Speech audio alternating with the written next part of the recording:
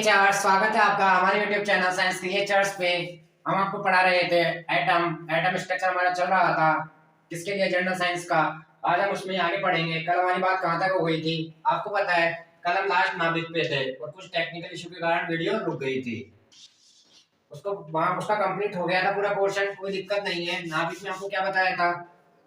आपको सबको पता है नाभिक में क्या रहते हैं? Proton plus neutron. इनको संयुक्त रूप से क्या कहा जाता है? न्यूक्लियॉन। क्या कहा जाता है? न्यूक्लियॉन। ठीक है। नाभिक की खोज किसने की थी? रदरफोर्ड ने। ये भी बात आपको समझ में आ गई। और कौन सा प्रयोग था रदरफोर्ड का? जिससे नाभिक के अल्फा प्रकीर्णन प्रयोग, इस प्रयोग के माध्यम से नाभिक की खोज हुई। और नाभिक कैसा रहता है? धनावेशित। कैसा रहता है? धनावेशित। ठीक है। ये बातें हमारी सारी हो गई थी नाभिक के बारे में। यहाँ तक कोई दिक्कत संकट नहीं आना चाहिए। ठीक है, ये बात हमारी यहाँ तक हो गई थी। कल अपन लास्ट बात कर रहे थे कि नाभिक में चार्ज पॉजिटिव रहता है। ठीक है, जहाँ तक बात हो गई थी नाभिक में रहते हैं प्रोटॉन प्लस न्यूट्रॉन। न्यूट्रॉन कैसा है? न्यूट्रल है, मतलब इस पे कोई चार्ज नहीं है।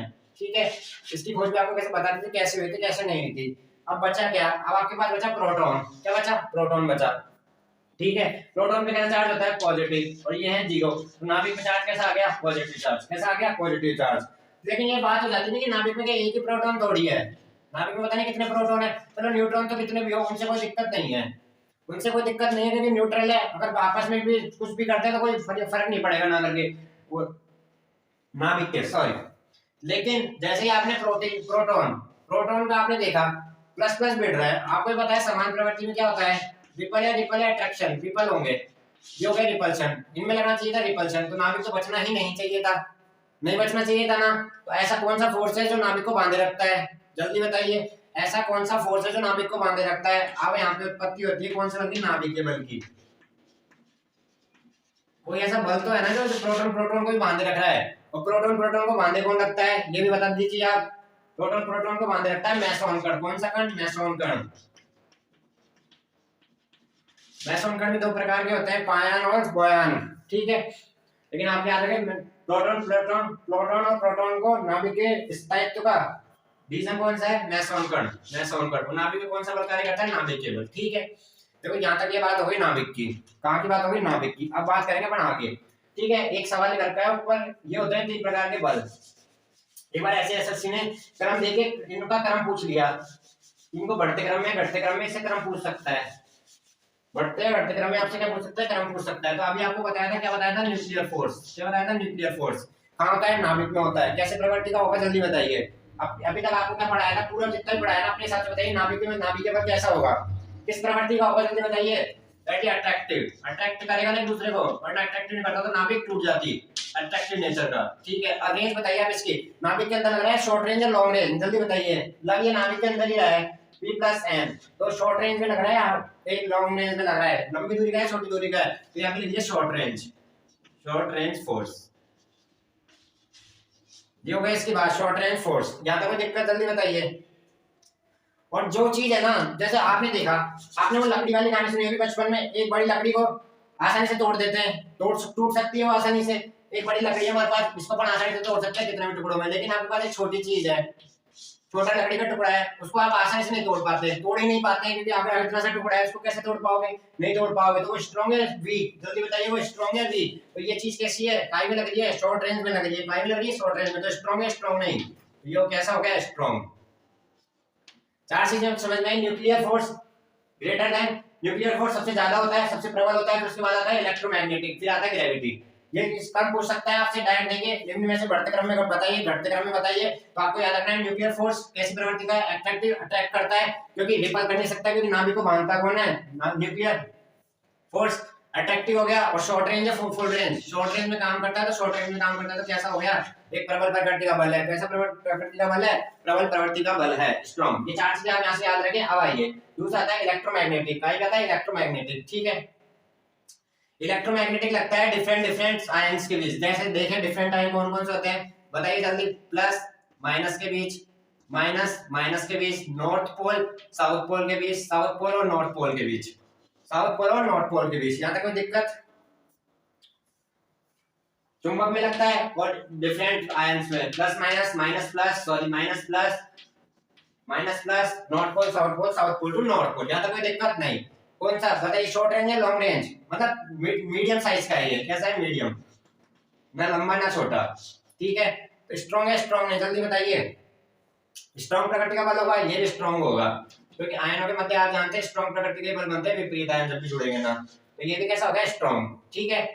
ध्यान रखना आयंस के मध्य और नॉर्थ पोल साउथ पोल और नॉर्थ पोल के मध्य कैसा होगा, मीडियम साइज का होगा, मतलब ज्यादा लंबाई भी नहीं होगी कम लंबाई भी नहीं होगी, ये तो शॉर्ट रेंज का था, ये मीडियम का हो गया, लेकिन प्रवृत्ति कैसी होगी इसकी तरह शॉर्ट स्ट्रॉन्ग में होगी। आप भी जानते हैं डिफरेंट आयन हमेशा स्ट्रॉन्ग में काम करते हैं, कैसे करते हैं स्ट्रॉन्ग में। आइए तीसरा होता है ग्रेविटेशनल गुरुत्वाकर्षण बल, ग्रेविटी फोर्स बोलते हैं इसको। ग्रेविटी फोर्स लगता है काई में, ये शॉर्ट रेंज में था, ये लगता है लॉन्ग रेंज में। ध्यान रखना लॉन्ग रेंज का कौन सा फोर्स आ गया, ग्रेविटी, कौन सा फोर्स आ गया ग्रेविटी।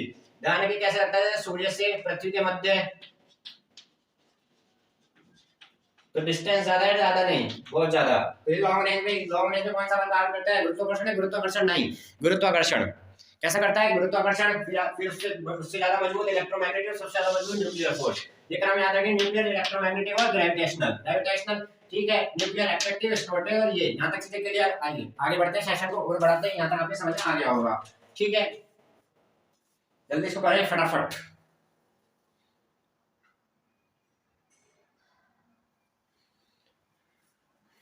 आइए आगे समझते हैं चीजों को क्या कह रहा है, यहां तक शॉर्ट आउट हो गया पूरा, आगे आइए।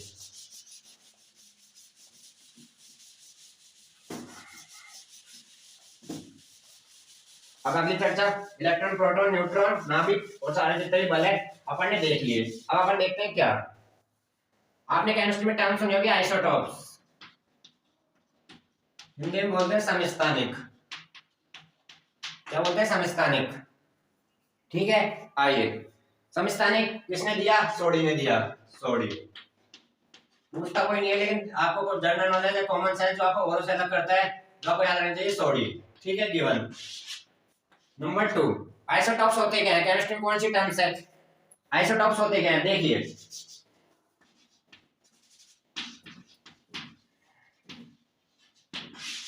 एक ही एलिमेंट के अलग अलग एटम, क्या एक ही एलिमेंट के अलग अलग एटम क्या कहलाते हैं, जल्दी बताइए, वो कहलाते हैं आइसोटॉप्स। वो क्या कहलाते हैं, एक ही एलिमेंट के अलग अलग एटम आइसोटॉप्स कहलाते हैं। इस बात का आप ध्यान रखें, एलिमेंट तो एक ही होगा लेकिन उसके एटम्स होंगे ना, वो क्या होंगे, अलग अलग होंगे। दैट इज रिप्रेजेंट करते हैं, जैसे कोई भी एलिमेंट हो, कल भी आपको बताया था जेड एक्स ए से अपन उसको रिप्रेजेंट करते हैं, दैट इज ये क्या कहलाता है, ये कहलाता है उसका atomic number.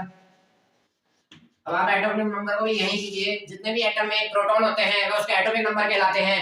Number of proton बराबर एटॉमिक नंबर को रिप्रेजेंट करता है, कौन रिप्रेजेंट करता है, नंबर ऑफ प्रोटॉन। यहां लिख लिया प्रोटॉनों की संख्या परमाणु क्रमांक को निर्देशित करती है। दैट इज परमाणु क्रमांक किसका आधार बना, आधुनिक आवर्त सारणी का किसने दिया था, हेनरी मोल्सले ने। इस बात को यहां से इतना याद रखना है आपको, हर चीज को कोरिलेट करके पढ़ना है। एलिमेंट कहां से आएंगे, पीरियोडिक टेबल से आते हैं, वहां पे आते हैं। एटॉमिक नंबर बेस किसका है, हमारी पीरियोडिक टेबल का है, किसने दिया था, हेनरी मोल्सले ने, ठीक है। जेड एक्स से तो ये क्या बोल रहा है, एक ही एलिमेंट के अलग अलग एटम होंगे, तो क्या होगा, एक ही एलिमेंट आ गया। एलिमेंट क्या होते हैं, नंबर ऑफ प्रोटॉन, तो जेड उनका क्या होगा, सेम होगा, और तो क्या होगा, फिर द्रव्यमान संख्या क्या होती है, आपको पहले भी बताया था, द्रव्यमान संख्या मतलब भार, प्रोटॉन प्लस न्यूट्रॉन का योग क्या कहलाता है, द्रव्यमान संख्या कहलाती है। तो अब चेंज कहां पे होगा, चेंज यहीं पे होगा, कहां पे होगा, ए में। जेड तो हमेशा सेम रहेगा। तो आइसोटॉप्स क्या हो गया, एक ही एलिमेंट के अलग अलग एटम आइसोटॉप्स कहलाते हैं। हिंदी में परिभाषा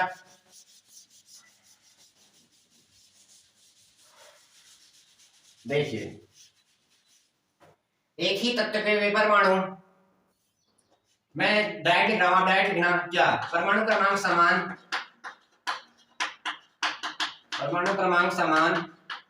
द्रव्यमान संख्या भिन्न भिन्न, रासायनिक गुण समान और भौतिक गुण भिन्न भिन्न।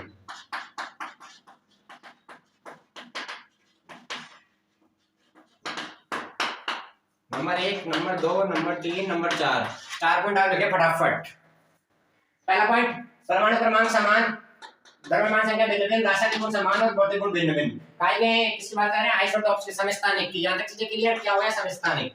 यहां तक रासायनिक गुण किस पे निर्भर करते हैं जल्दी बताइए? रासायनिक गुण किस पे निर्भर करते हैं? नंबर ऑफ इलेक्ट्रॉन, इलेक्ट्रॉन या जेड पे। किस पे? इलेक्ट्रॉन या जेड पे। ध्यान रखना, रासायनिक गुण किस पे निर्भर करते हैं? इलेक्ट्रॉन या जेड पे। तो जेड क्या हो गया? सेम हो गया, जेड हो गया सेम, तो रासायनिक गुण भी क्या हो जाएंगे? समान हो जाएंगे। तो समस्थानिकों के रासायनिक गुण समान और भौतिक गुण निर्भर करते हैं द्रव्यमान संख्या पे। तो द्रव्यमान संख्या क्या है? सबके अलग अलग। तो क्या हो गया? भौतिक गुण भिन्न भिन्न। भौतिक गुण किस पे निर्भर करते हैं? द्रव्यमान संख्या पे। रासायनिक गुण इलेक्ट्रॉन या जेड पे। तो जेड हो गया समान, तो रासायनिक गुण भी समान। यहां तक चीजें क्लियर? आइए आगे बढ़ते हैं, क्या कह रहा है देखते हैं। समस्थानिकों के बारे में इतना आप ध्यान रखें, 4 पॉइंट याद रखें, 4 में आपका काम हो जाएगा। ठीक है, एग्जांपल लिखें फटाफट। 1H1, 1H2 and 1H3। तो ये क्या हो गया? सेम। बड़ा लिखते हैं 1H1, 1H2, 1H3। ये होता है प्रोटियम, ये होता है ड्यूटेरियम, ये होता है टाइट्रियम। यहाँ से आपके आकर के भारी जेड D2O, यहाँ से आकर के भारी जेड D2O। जल्दी फटाफट। ये का एग्जांपल है समस्थानिक के। का एग्जांपल है हाइड्रोजन के आइसोटॉप्स। क्या है? आइसोटॉप्स, हाइड्रोजन के आइसोटॉप्स। ऐसे ही क्या होते हैं कार्बन के? 12 14, 12 13 14। नाइट्रोजन के 14 15। सबसे अधिक समस्थानिक वाला तत्व कौन सा है? सबसे अधिक समस्थानिक वाला तत्व कौन सा है? नोट डाल के लिख लेना, पोलोनियम। कौन सा है? पोलोनियम। शायद 88 ऐसे कुछ नंबर पे है, लेकिन सबसे अधिक समस्थानिक वाला तत्व कौन सा है? पोलोनियम। पोलोनियम सबसे अधिक समस्थानिक वाला तत्व पोलोनियम। आइए अगला टॉपिक जल्दी फटाफट। आइसोटॉप्स क्लियर है? यहां तक एग्जांपल देख लेना। 1 है नाइट्रोजन और इसके protein, deuterium, titanium, D6, D2O भारी जल। आइए अगला, आइए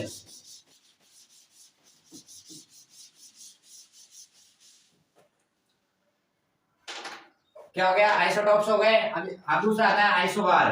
क्या होगा? आइसोबार मतलब समभारिक। गिवन किसने दिया इसको? एस्ट्रॉन ने दिया। किसने दिया? एस्ट्रॉन ने। ये क्या बोलता है? ये भी वही 4 पॉइंट बोल के जाएगा। कौन से? आइए, परमाणु क्रमांक अलग अलग। नंबर 2 द्रव्यमान संख्या समान। नंबर 3 पे क्या बोला था आपने? रासायनिक गुण। तो यहाँ पे रासायनिक गुण कैसे होंगे? रासायनिक गुण काय पे निर्भर करते हैं? इलेक्ट्रॉन्स पे। जब परमाणु क्रमांक के बदल रहा है तो रासायनिक गुण कैसे आएंगे? जल्दी बताइए। भिन्न भिन्न। और नंबर 4 भौतिक गुण समान। भौतिक गुण समान। यहाँ तक कोई चीज दिक्कत? जल्दी बताइए, यहाँ तक कोई दिक्कत? 4 पॉइंट याद रखें, 4 पॉइंट से आपका काम हो जाएगा। समझा चुके रासायनिक गुण भौतिक गुण पाइपलाइन पे निर्भर करते हैं। पहले ही आपको सारा शॉर्टेज से पहले देखें। आइसोबार एग्जांपल देखेंगे फटाफट जल्दी से।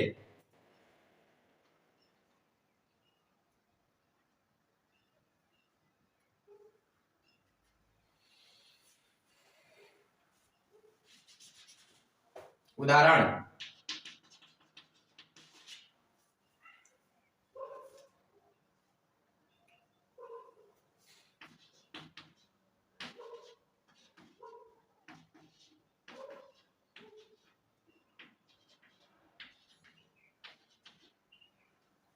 देखिए। अब देखो आप, जेड 18 19 20। तो जेड क्या हो गया? Different different.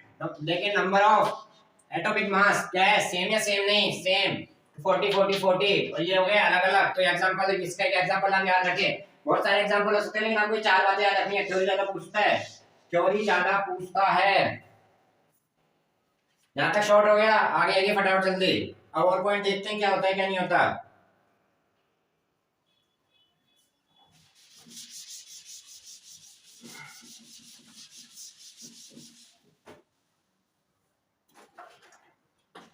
Number 3 समन्यूट्रॉनिक।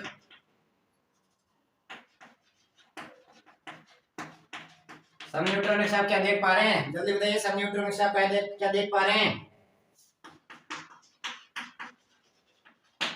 That is वही है। वर्ड से पता लग रहा है क्या होगा? न्यूट्रॉन की संख्या समान होगी। क्या कहलाएंगे? समन्यूट्रॉनिक कहलाएंगे। एग्जांपल लिखिए। 1s3 2he4। 1s3 2He4, ये क्या हो गया, प्रोटियम ड्यूटेरियम ट्राइटियम, आपको बताया था अभी। और ये क्या हो गया 2He4, तो डिफरेंट एटम हो गए, लेकिन इनमें क्या होगा, न्यूट्रॉन की संख्या समान होगी। न्यूट्रॉन की संख्या क्या होती है, न्यूट्रॉन की संख्या कैसे निकालेंगे, जल्दी बताइए।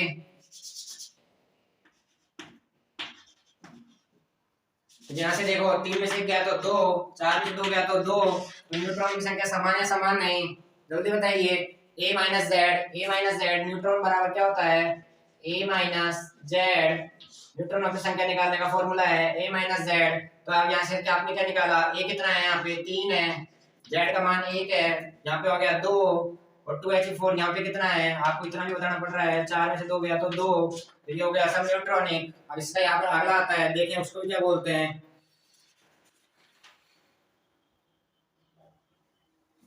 यहाँ तक चीजें क्लियर। अब देखिए अगला नंबर 4, आइसो इलेक्ट्रॉनिक। क्या होता है आइसो इलेक्ट्रॉनिक, सम इलेक्ट्रॉनिक, सम इलेक्ट्रॉनिक क्या होंगे, सम इलेक्ट्रॉनिक न्यूट्रॉन। सम न्यूट्रॉनिक आपने क्या सीखा था, जल्दी बताइए। सम न्यूट्रॉनिक आपने क्या सीखा था, न्यूट्रॉन की संख्या समान, तो यहाँ पे क्या होगा, इलेक्ट्रॉन की संख्या समान होगी, किसकी संख्या समान होगी, इलेक्ट्रॉन की संख्या समान होगी। यहाँ तक कोई दिक्कत, आइए एग्जांपल, Na प्लस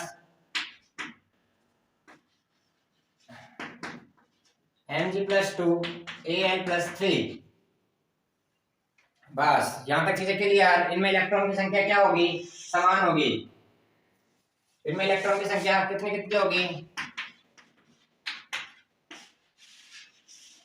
कितने कितने होगी, 10 10 10 10। इज दैट क्लियर, यहां तक कोई चीजें दिक्कत है,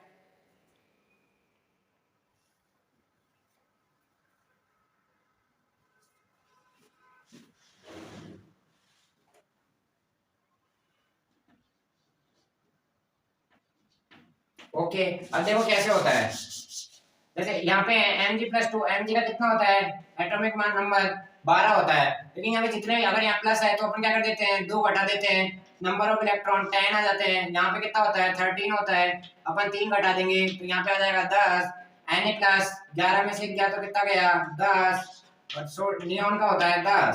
इज दैट क्लियर, ये होता है। अगर यहाँ पे माइनस हो जाता तो आप जितने यहाँ पे माइनस है उतना आप जोड़ देते हैं, वहां से नंबर ऑफ इलेक्ट्रॉन निकल जाते हैं, तो माइनस आने पर यहाँ पे प्लस होता है, प्लस आने पर यहाँ पे माइनस होता है। इज दैट क्लियर, सब इलेक्ट्रॉनिक ऐसे क्लियर हो चुके होंगे, उम्मीद है आपको पसंद आ रहा होगा। अब देखते हैं क्या बच गया हमारे पास। अब सम इलेक्ट्रॉनिक का एक और एग्जांपल देखें, N2Cn Cn हो जाएगा क्या, जल्दी बताइए। N2 का कितना हो रहा है, 7 दूनी 14, Cn का C का कितना होता है 12, इसका 7 अच्छा है 13 13 हो रहा है 14, कैसे होगा सर न्यूट्रॉनिक, नहीं लगाइए माइनस, अब क्या हो गया 13, ऐसे तो दोनों का 13 में जोड़ा तो आपने 14। इज दैट क्लियर, ऐसे सेम सम प्रोटॉनिक होता है जिसमें प्रोटॉन की संख्या क्या होगी, समान होगी, क्या होगी, समान होगी।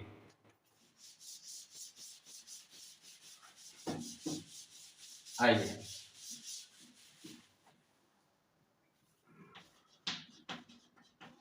परमाणु क्रमांक, परमाणु क्रमांक क्या होते हैं, किसी एलिमेंट में उपस्थित प्रोटॉन की संख्या उसका क्या कहलाती है, परमाणु क्रमांक कहलाती है। परमाणु क्रमांक अपना पहले अपन ने पढ़ लिया, दूसरा आती है द्रव्यमान संख्या, किसी नाभिक में उपस्थित प्रोटॉन प्लस न्यूट्रॉन का योग उसकी द्रव्यमान संख्या कहलाती है। नंबर 3 पे आता है परमाणु क्रमांक हो गया given by Henry bolt. Number 3 पे आती है क्वांटम संख्या, क्या आती है, क्वांटम संख्या। क्वांटम संख्या क्या है, देखते हैं क्वांटम संख्या क्या है।